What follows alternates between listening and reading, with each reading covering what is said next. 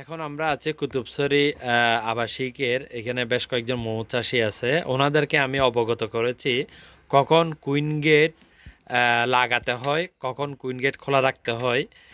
এখন এখন আমি কিনামোহন চাকমা থেকে জিজ্ঞেস করব, আপনি কখন মৌমাছির বক্সে কুইন গেট লাগিয়ে রাখবেন, কখন খুলে রাখবেন?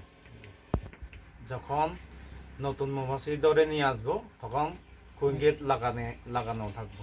নম্বর হচ্ছে যখন বর্ষাকালে মৌমাছি খাবার থাকবে না তখন কুইন গেট লাগানো থাকবে। 3 নম্বর হচ্ছে মধু নেওয়ার সময়, যখন না নেওয়ার সময় না, নেওয়া শেষ হয়ে গেলে তখন ইয়ে করে রাখবো, কি কুইন গেট লাগানো রাখবে। 4 নম্বর হচ্ছে যখন মৌ বক্স কি পরিবর্তন করে করব তখনই কুইন গেট লাগানো থাকবে। এখন বলবেন কখন আপনি কুইন গেট খোলা রাখবেন? যখন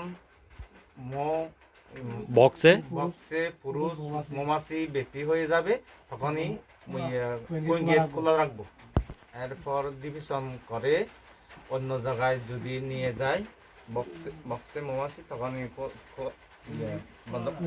কুইন গেট খোলা রাখবো।